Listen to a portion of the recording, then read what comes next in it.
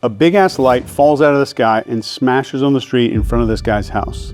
It almost hits him. He walks over and picks it up. It's heavy, it's got screws in it, it's got a label on it that says Sirius. Sirius is the brightest star in the night sky. The brightest star in this man's entire heavens just landed on the pavement with a part number on it.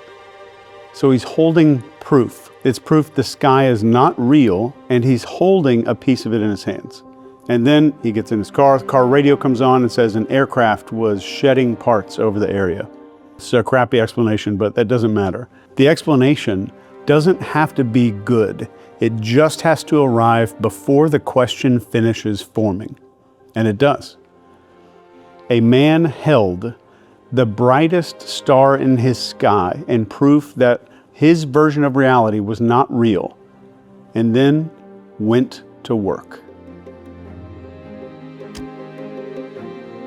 So everybody thinks the horror of this movie is this giant dome, the cameras, this fake wife that Truman has.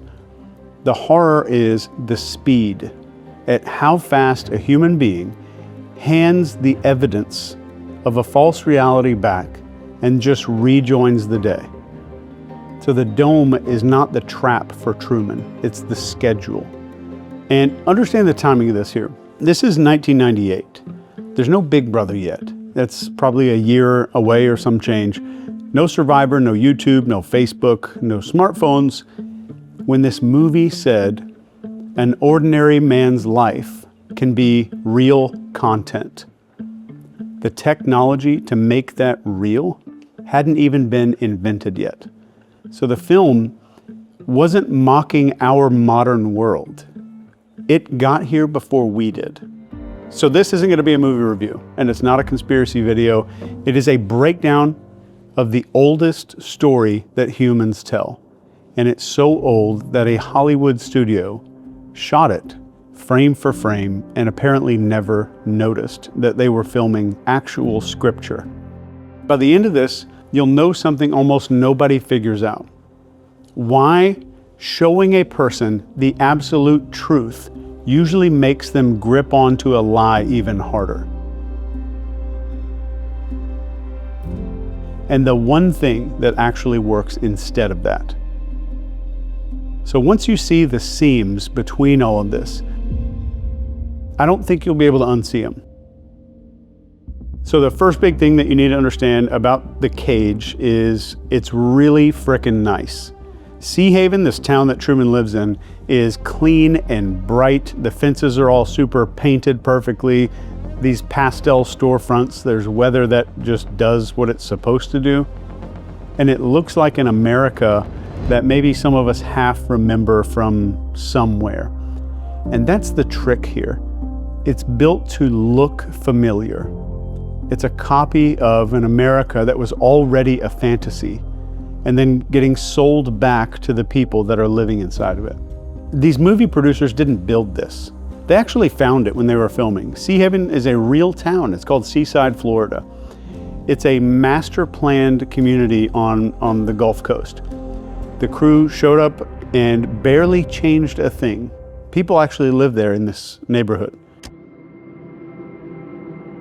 One thing, if you've seen The Truman Show, you'll notice there's no bars.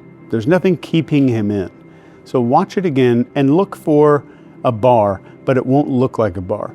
But nobody drags Truman out of bed. No one locks the door while he's sleeping at night. There's a job, there's a wife, a mortgage, a couple of pre-approved dreams, and there's a fear of water sitting exactly where the exit is. So look hard at that fear of the water, because it didn't grow there naturally. It wasn't some natural event that happened to him. It was installed in him when he was a little kid. When Truman's a kid, the director, his name's Christoph, stages his father's drowning on a boat in a storm in front of him. They killed his dad, on paper at least, to make this kid terrified of water, because water is the only way out of town. Then they spent 30 years keeping this wound open. Some elementary school teacher tells Truman, who wants to be Magellan, "You're too late. There's nothing left to explore." The travel agency has a poster on the wall of a plane getting struck by lightning. And the caption on this poster is, "It could happen to you." So he goes in there, he tries to book a flight to Fiji. There's nothing for a month. He tries the bus. The bus breaks down. Every road out of Sea Haven gets a forest fire, a traffic jam, or some leak at a chemical plant on demand. So Christoph never tells Truman no. He makes sure that no is the only thing the environment ever says. And I want you to think about that, because that applies into all of our lives. He didn't touch Truman's decisions. He arranges the conditions and lets the man, Truman, decide to stay all by himself. That beats prison bars every single time. A man, a person, is going to defend their own decisions to the death. So before anybody gets comfortable that this is just fiction, we've been actually building Sea Haven in the open for 30 years and calling it programming. Cops, this reality TV show about cops, turned all of these guys' badges into a TV season with a theme song. The Bachelor turned real human love into some tournament bracket. We watched real wars, like the initial Iraq War, through a correspondence video camera until the dying in combat started looking like TV coverage. Nobody had to build a dome over any of us. We lined up, we auditioned for this. There's a detail from the movie I think that a lot of people don't even notice. Truman was the first baby legally adopted by a corporation. It's said in the movie.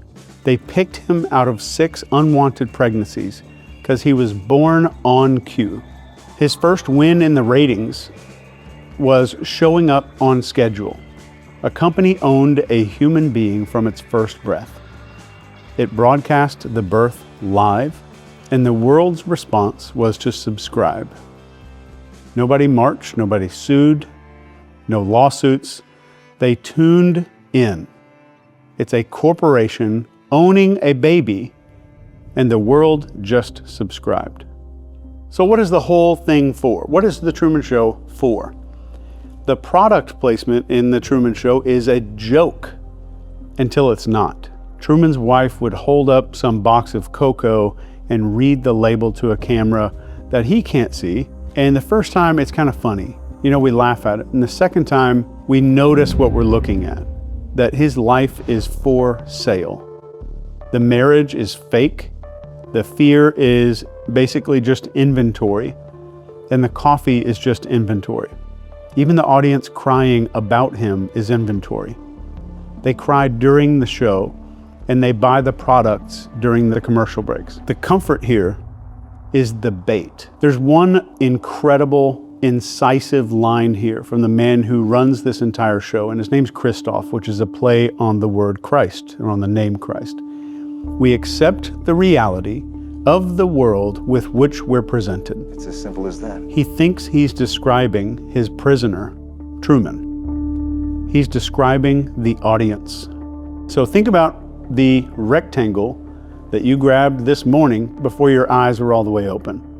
A war, a recipe, a dead kid, a workout, some skincare ad, someone crying in a parked car, 90 seconds, all of it. And we call that staying informed. That is weather. We're going to be accessing the weather program. That is the manufactured, emotional weather that you saw in the Truman Show. And it never has to sell you one big ass lie. It feeds you these small little pellets. There's an outrage pellet. Here's a fear pellet. Here's belonging and enemy. So 200 small instructions about what to feel before you even get to lunch. And people still believe that their thoughts are theirs. So Sea Haven is the clean version of all this. There's no infinite scrolling. There's no comment section full of idiots. It's the same machine with better landscaping. So every fabricated world has a maker.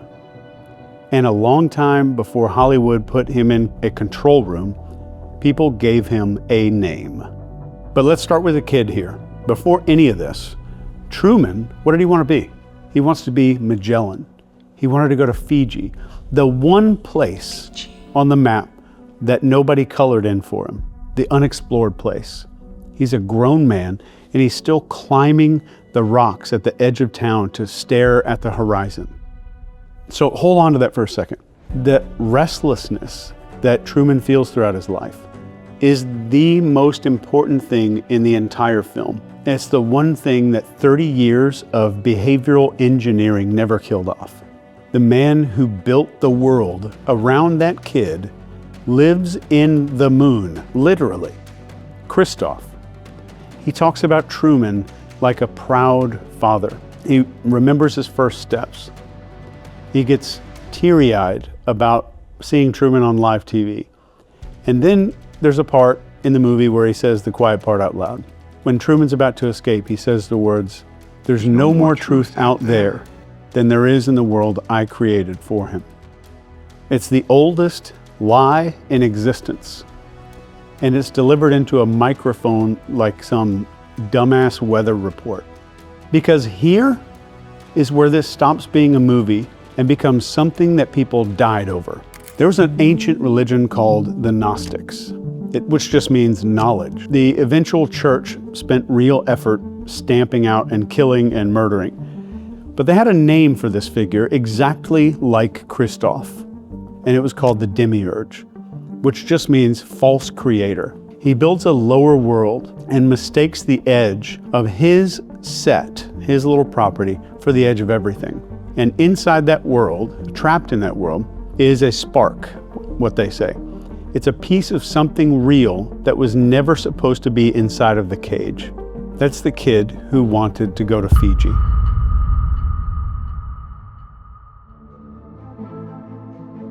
So you don't get out of the cage by believing the right thing or through some gnosis, which is direct knowing. And no one's going to argue you awake. And in the Truman Show, Sylvia is the call. She's the one who breaks character to tell the sleeper, Truman, that the world is fake. She gets dragged off the beach mid-sentence, and for the rest of the film, she's out there wearing a pin that says one big ass thing on it, and it's a huge line in the movie. How's it going to end? It's the only honest question that anyone in the movie asks. Notice how Truman wakes up. How does he go through his awakening process? No one's handing him a pamphlet. No one's getting him into a new religion or anything like that. Nobody argues him into it. It's contact.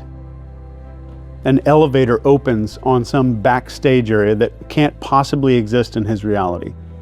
Rain falls on him, only him, this tiny little circle of rain that follows him down the beach when he moves. His car radio skips to a frequency where the voice is narrating his own turns with his car back to him in real life. And then, it's my favorite thing he does in the entire film.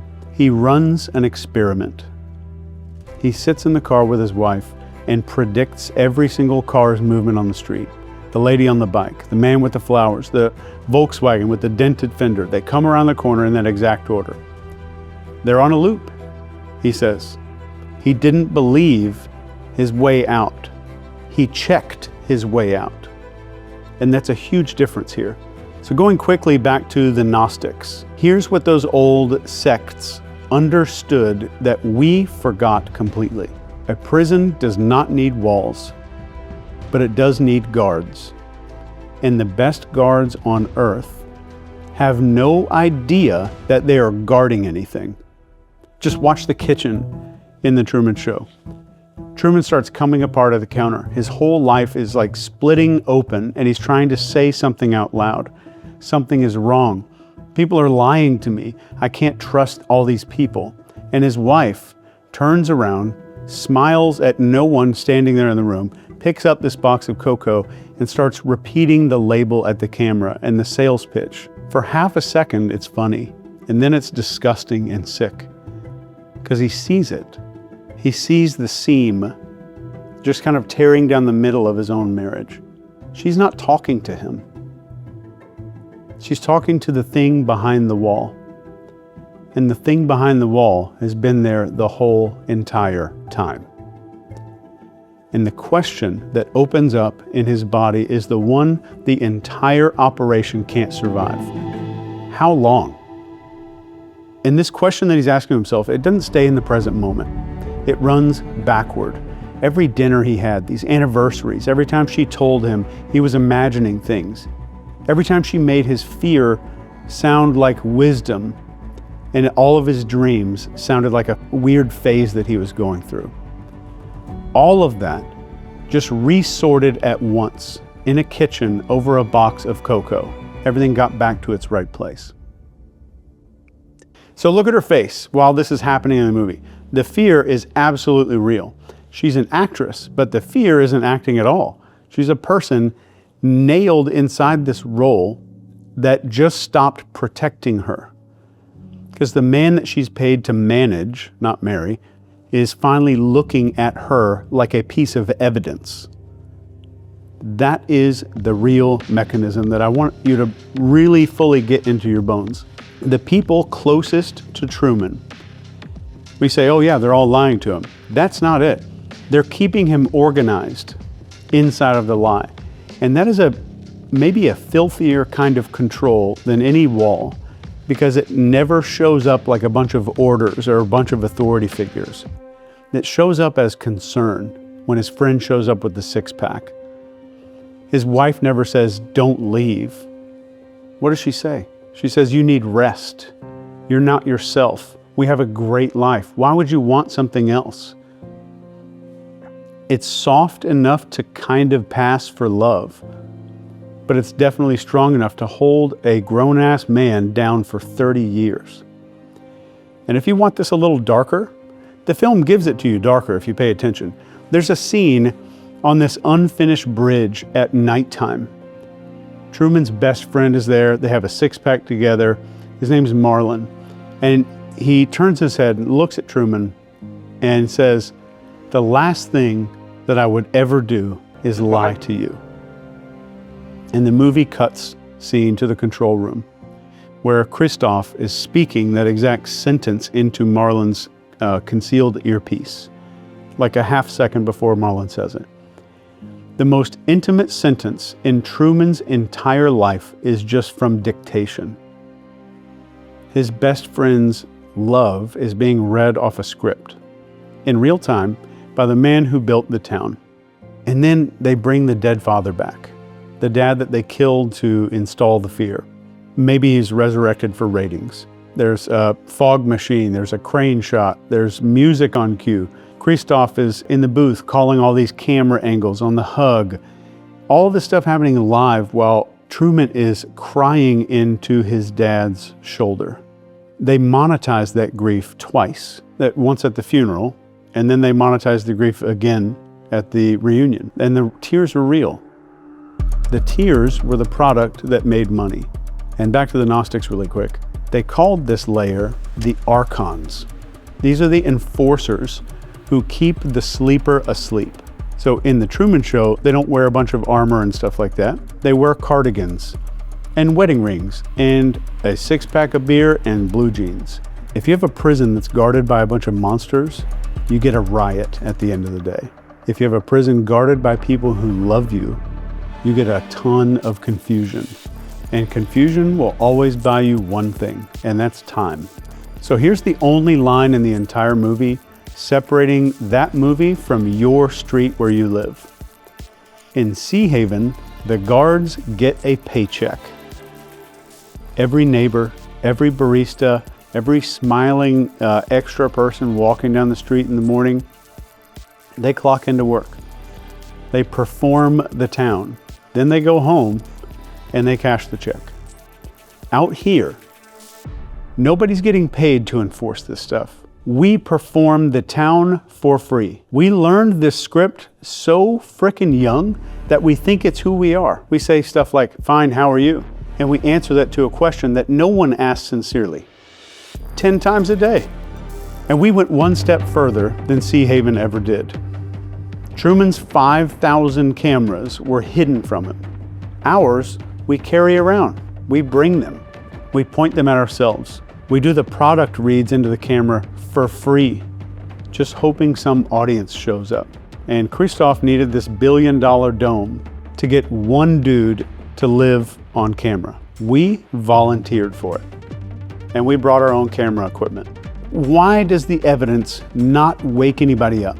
Why doesn't the Cocoa ads, the lawnmower ads, the weird rain, the looping vehicles on the street, the backstage door toward the end of the movie, it doesn't wake anybody up?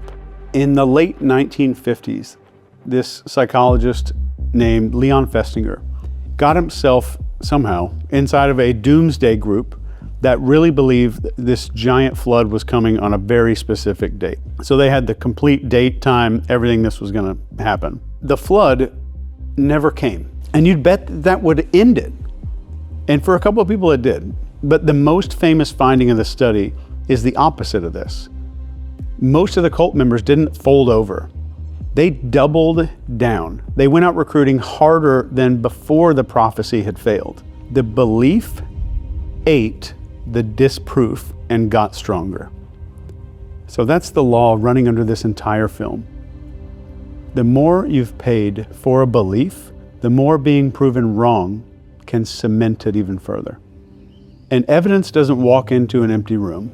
It walks into a room already full of your identity, your friends, your marriage, 30 years of the sunk cost fallacy, and the mind defends the furniture that it's been protecting its whole life instead of the truth itself. So this is why the line in the movie, when they say, Truman, everybody would have to be in on it, is the most lethal sentence in the entire movie when the best friend says it. And it doesn't beat Truman's evidence. Truman has a ton of evidence. But what it does psychologically, it makes the evidence cost too much to pick up and re-examine. To trust his own eyes, he has to accept the wife, the friend, the mother, the man with the dog, the neighbors, the businesses, everything. All of it was staged. And that's too much betrayal for one brain. So Marlon hands him this smaller, kinder story. You're tired. You're stressed out, man. Come back to the version that we can both survive. And there's your answer. That's why handing someone the truth makes them squeeze onto the lie a lot harder. The truth never shows up as information. And think about this when you try to help someone understand this. Delivering the information is not enough. It has to show up as an unpaid bill. And the mind is looking at the price and starts flinching. That's the big thing. And I want you to fully understand what this means right here, because this is the entire reason that this isn't a conspiracy video. Nobody in Sea Haven has to be evil. The wife is terrified. The friend looks genuinely, emotionally gutted on that bridge when they're talking together. And he might even mean it, between the lines that he's being fed from Christoph. Most of them are just protecting the idea that 30 years of their life can still be called pretty decent. There's no giant organization. There's no back room. The cage locks itself. The guards work for free in our reality because the truth would cost them more than the lie ever did. So you've watched this layer run with no camera in the room. The parent on the video call who shoves the kid out of frame to protect the performance of everything. Choosing the role over the actual child, live on camera. And it happens on every side of the aisle. The question was never who's the evil side or who's the evil group. The question is, what happens socially to the person who says out loud the thing that everybody agreed not to notice? So if this movie felt original, it's not. It's the newest reprint of a story that has no original, which, given what the story is about, might be the most on-the-nose thing in this whole video here. Plato told this story using a cave. Prisoners chained to a wall, they're watching shadows, and they're certain that the shadows are the world. And then one of them escapes and goes out into the sun, and when he comes back to tell the others, they're not excited at all. They want to kill him. And this is written 2,400 years ago. And Plato already got the punchline. The cave trains people to experience rescue as an attack. So the Gnostics took Plato's two worlds and made it a lot darker. The lower world, which they call Earth, basically, isn't just shadows like in Plato's cave. It's a prison with a builder and an architect. And the only way out is through direct knowing, not information, but knowing. And there's a huge difference there. If you look at the Matrix, they put the whole thing in sunglasses, and then they hid Neo's contraband inside of a hollowed out copy of a book about fake realities. And this is called Jean Baudrillard's Simulacra and Simulation. Then you have Cypher sweating over a steak that he knows is fake, and he chooses it anyway. He says something like ignorance is bliss in this moment. So you have the cave, the demiurge, the Matrix, the dome in the Truman Show, 4 versions, 24 centuries. These are authors who never met and obviously couldn't have. There's a fingerprint here. The exact shape consciousness makes every time that it notices the cage a little bit. And every one of these stories agrees on the one thing the inspirational crowd leaves off the movie poster. Getting out hurts. Plato's prisoner is blinded by the sun for a long time. Neo instantly starts vomiting. Truman loses his wife, his best friend, his town, his father twice, and every comfortable idea that he ever had about who he was. Waking up is a demolition. That's why people choose the stake. That's why most people, even if you handed them the keys to the door, they would grab those keys right out of your hand and lock it from the inside. So here's the part of the story that left the theater. A few years after this movie came out, psychiatrists started seeing something new. Patients walking in convinced that their lives were a television show. Hidden cameras, scripted families, and an audience out there somewhere watching them. There were enough of these cases that the condition got a name. It's in the literature. They call it the Truman Show delusion.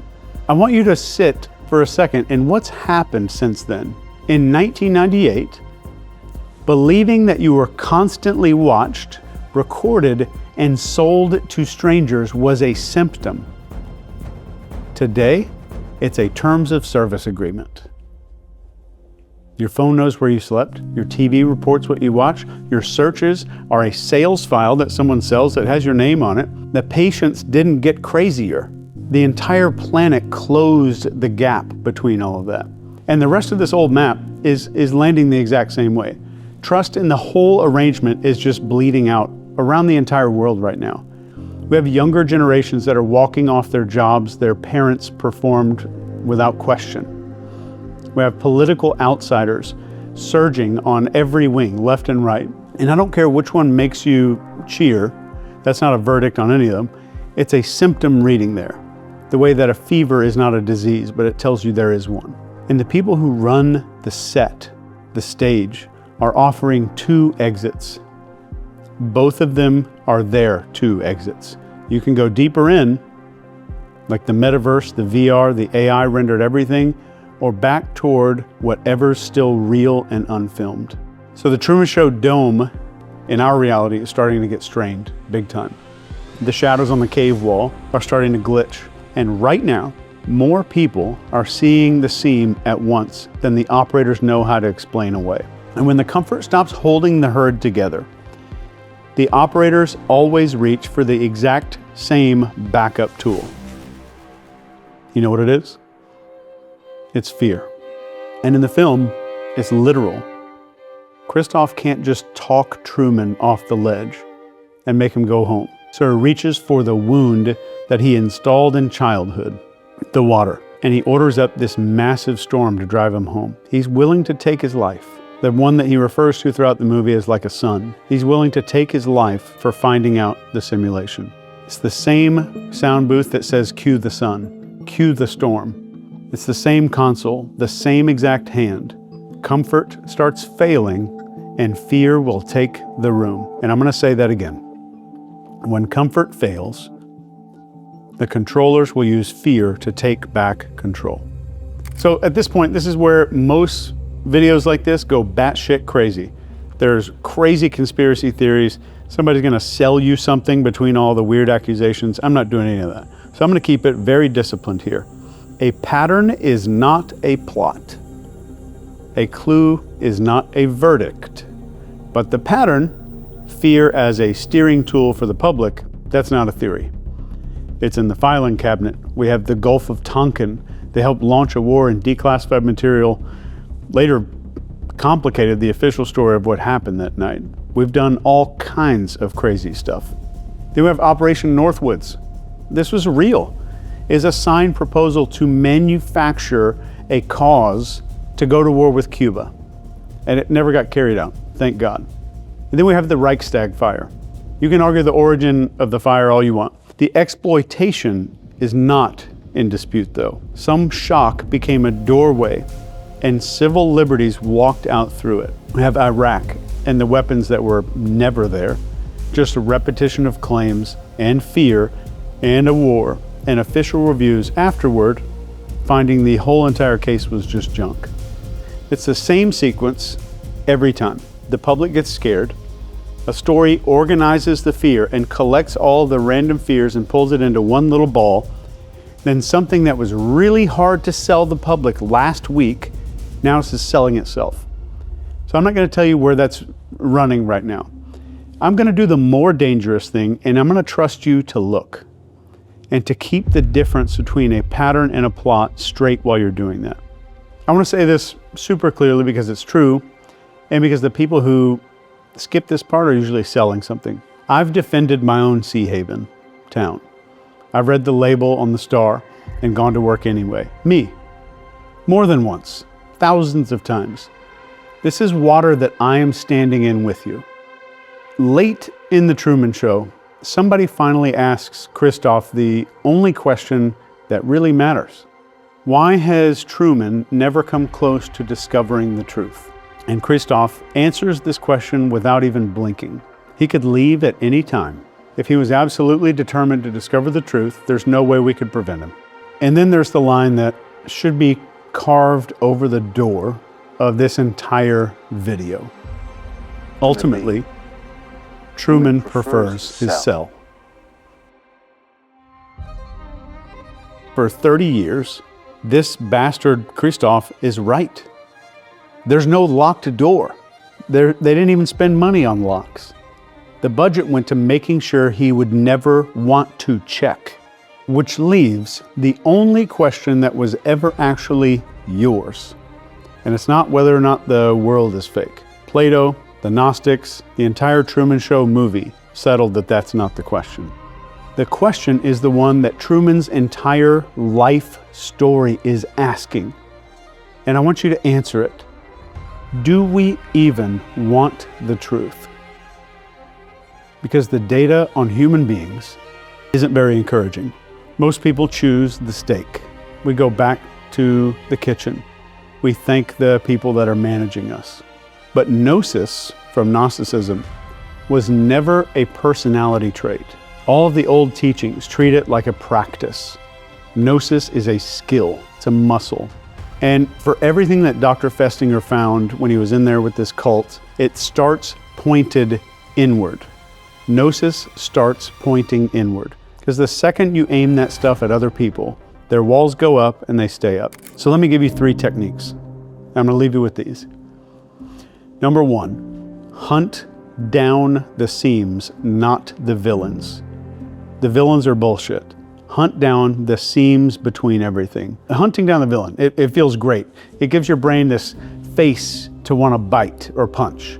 And it also gets theatrical really fast, and it ends at these little cork boards that people have in their houses. But the clean question here is very behavioral science-y. What is this trying to make me do?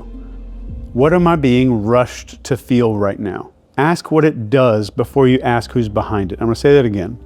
Ask what it does before you ask who's behind it. That one swap is the entire difference between perception and just being paranoid as hell. And number 2, audit your own dissonance first. What are the beliefs that you defend fastest? These are typically the big load-bearing walls of your own little Sea Haven town. The identity that you can't take a joke about, the story that you edit every time that you tell it, the thing you defend before the criticism's even done or coming out of somebody's mouth. The flinch there isn't a seam. And it's almost never the thing that you hate the most. It's the thing that you need the most. That's the seam. So number 3, and I want you to pay attention because this is what Truman actually did. You break character in small little doses. You stop waiting for the boat and the storm and the wall. The training happens earlier and it's a lot smaller. The room gets weird and you don't rush to laugh it off anymore. Somebody hands you this neat little answer and you ask one more question. Your gut basically says that was weird or off, and you don't bury that under a bunch of manners. It's just one sentence. I'm not sure that explains it. You're not trying to become the weirdo who turns every dinner into some tribunal. You're becoming harder to rush. That's the number one thing. Harder to rush, harder to flatter. You don't let people flatter you anymore, which means that you're also going to be harder to shame back into character, where someone wants to push you back into character. And when it's someone else's cage, you offer the door. You don't shove them through it. Who breaks the spell in the Truman Show? It's Sylvia. She breaks the spell and then she's gone. She cannot walk through the door for Truman. Nobody walks through it for anybody, even if you're a shaman. Festinger's law kicks in the moment that you try to shove somebody out. And the wall that you're pushing on gets thicker. So watch how he actually leaves. It's not when the fear's gone. The fear's never gone. He sails straight into it. He's willing to die for the truth. He leaves when staying finally costs him more than going. And that's the threshold that we want to reach. And it's not movie courage, right? There's a quiet moment where somebody realizes the smaller life stopped protecting them and started eating who they are. The entire work of a life is lowering that threshold. The bow of the boat, towards the end of the movie, punches through the sky. It's a fake horizon. It was just a bunch of drywall. And the voice of God comes out of the clouds. It's creased off. And the God makes his final pitch. Listen to what he actually offers. It's not the truth. He concedes the truth point entirely. And he says, out there's just as much lying as in here. But in my world, you have nothing to fear. That's the pitch. That was always the pitch. Safety in exchange for the world. The God of the Truman Show, his closing argument is a safety pitch. So then the exchange. The whole film was built to deliver, the big exchange. And Truman asked the big question here, who are you? And the voice says, I'm the creator, pause, of a television show. And then Truman asks, then who am I? You're the star. And then the question every prisoner eventually asks the builder, the gatekeeper, was none of this was real? And then what he hears back is, you were real. That's what made you so good to watch. So there it is. It's the entire business model in one sentence, out of the creator's mouth. The only real thing inside the entire effing dome was Truman. And his realness was a fucking product. They didn't farm out his labor. They didn't make him go assemble iPhones somewhere or do any kind of stuff like that.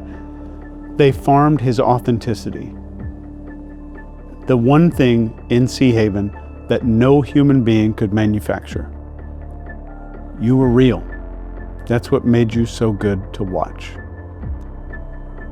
And Truman does the most savage, badass thing in the film here. He doesn't yell at the sky or freak out or anything. He performs the old one last time, and then he bows with the catchphrase, in case I don't see you, good afternoon, good evening, and good night. It's a line that they installed in him as a child, handed back to them as a goodbye. And he steps through this door into the one place the show could never sell to anyone. It's just the unfilmed world. Well, at least in 1998 it was. And the audience, you can see them in the movie. After 30 years, there's tears and candles and pubs erupting in emotion. There's 2 security guards who the film kind of follows a little bit. They've watched him every shift of their lives. They look at the static for a second, and you see this big emotional exchange. Then they look at each other, and here's a huge line here. And one of them says, "What else is on?" They loved him the way you love a show. They love him the way that when we put Princess Diana in front of a bunch of cameras, she becomes a product. And the second it ends, we look for the next one. So it comes back to where it started. A star falls out of a fake sky with a label on it. A man picks it up, he reads it. He holds the edge of his entire world in his hand, and he goes to work. That's where the door always was. It's not at the wall, not on the boat. It's in the first honest second before an explanation lands in your brain, before the morning closes over everything, before he handed the star back and just rejoined his life like normal. We have stars falling all throughout our lives. They always do. It's a sentence that lands wrong. It's some reaction that comes back too fast. Maybe it's some fear that we inherited and never questioned. It's the quiet morning maybe when you notice somebody's love has been mixed up with management. But when it does, you don't have to burn the house down. You don't have to announce anything to anybody. Just do one thing. Don't put the light down and jump back into the car so quickly. Hold the light. Hold that light in your hands. Let the question finish. Your question of questioning what's going on. Let that finish itself before an explanation comes. And when it's finishing, watch who gets nervous. Watch which explanation comes running at you. And watch the part of you that's already halfway to get back in the car. The part that wants, more than it wants the truth, just to go to work and go back to doing the thing. I'm gonna give you 2 minutes of peace here before the world is gonna ask for your attention back. So if you don't wanna reach for the remote yet, stay with it. Thanks for watching. I love you. Authorities are reporting a citywide manhunt underway.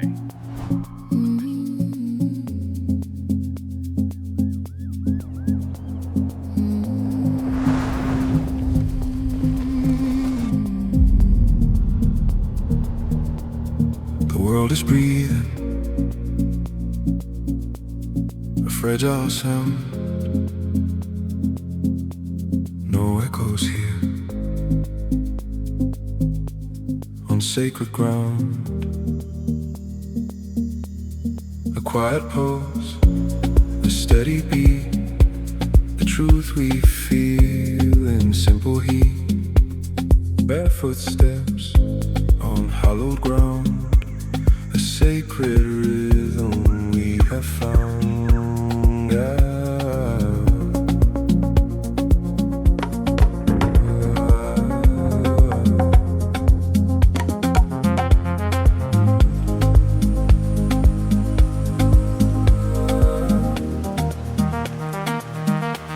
The world just breathes and I can feel it.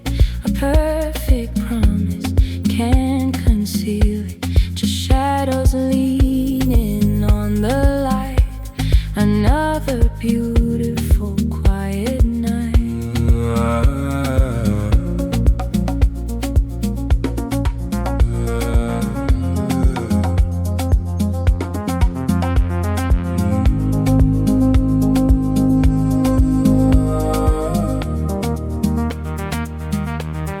The past is gone, but we remain, washing over all the pain. A simple truth, a feeling pure, a soft connection to endure.